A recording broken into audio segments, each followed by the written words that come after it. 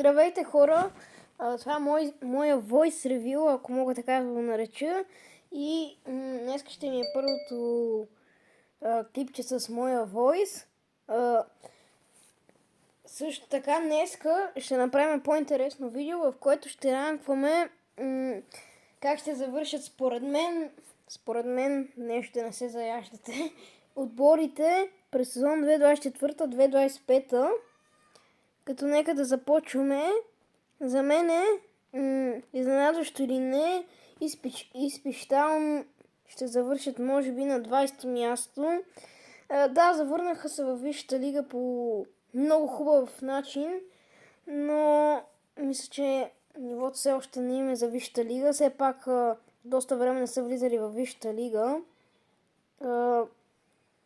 Сега за 19-то място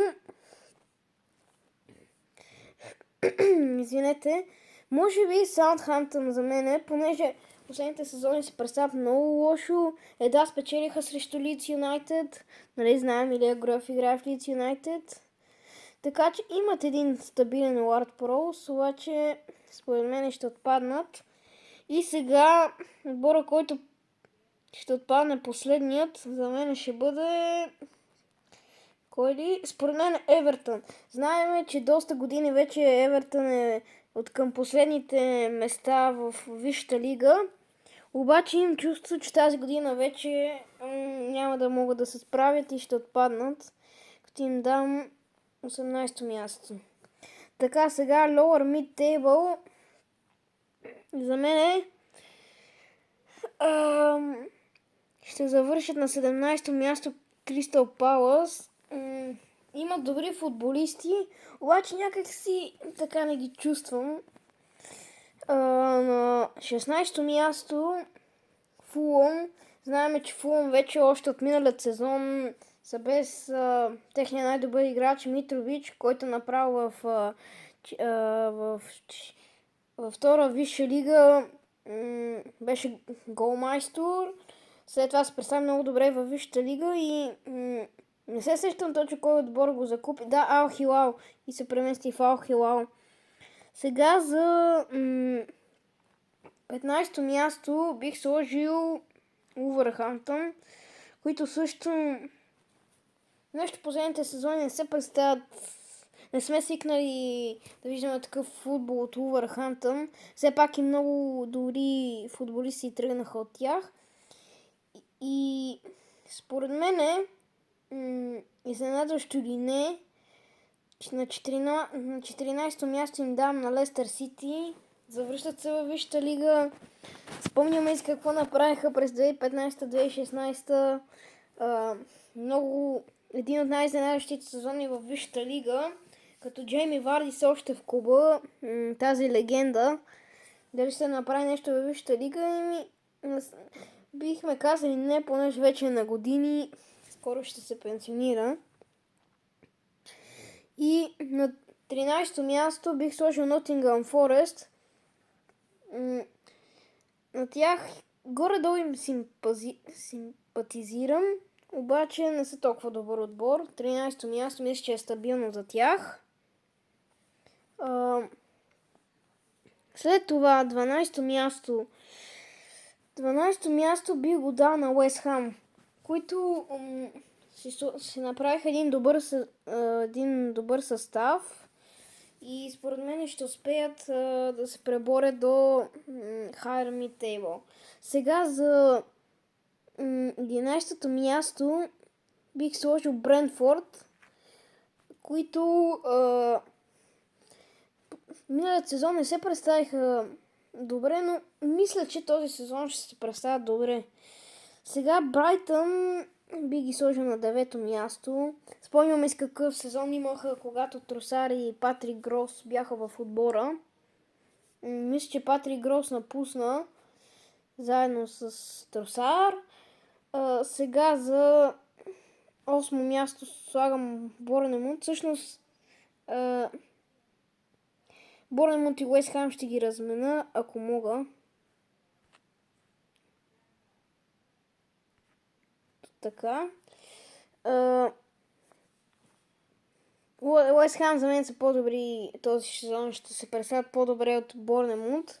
Така че за мен за сега така за мен е добре класацията. Сега за Лигата на конференциите бих сложил Манчестър Юнайтед. Много слабо представяне миналият сезон. Просто никой не вярваше. Сега в предсезонните матчове не се представят както трябва. Да, закупиха някои футболисти като Йоро и други футболисти, обаче Тен Хаг, извинявай, но мисля, че няма да се справиш. Очаквам и, може би, уволнение този сезон. Сега, Ман Юнайтед фенове, аз така мисля, това е моето мнение. Все пак ранквам по мое мнение. Сега, чакайте, че тук разместих Европейска лига, Лига на Европа. В Лига на Европа бих сложил Астън Вила на 6-то място. Да, класираха се за Шампионска лига, но мисля, че по-скоро този сезон Астън Вила повече ще се съсредоточат в Шампионска лига, отколкото в Висшата лига. Сега на 5-то място бих сложил отбора на Нюкасъл, който по-миналият сезон се беше класирал за Шампионска лига, но този сезон не се представи чак толкова добре. Така че мисля, че 5-то място е много стабилно място за Нюкасъл. Сега продължаваме вече към Шампионската лига и шампиони. Значи на 4-то място само момент. На 4-то място бих сложил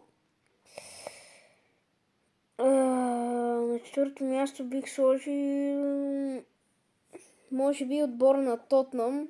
Имам чувство, че този път ще успее да се класира за Шампионска лига. Не отбор на Тотнъм. Грешка направих. По-скоро тук е труден избор. Защото пък Челси... Добре, ще сложа Челси на 4-то. Тази прогноза не знам доколко ще се сбъдне, но аз така мисля. Съобщение. Нищо. За третото... игнорирайте съобщенията, които излизат, ако може. Има и някои странични звуци, които се чуват. Сега за третото място бих сложил Тотнъм. Да, аз мисля, че няма да успеят там в реалния живот, но аз много им симпазирам. Тази дума.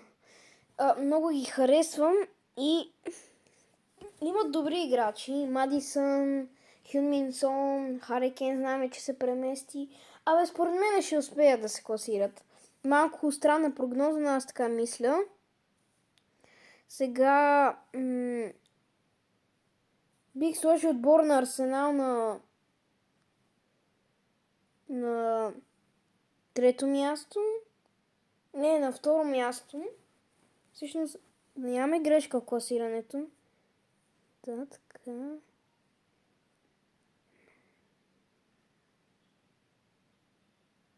Мисля, че са така.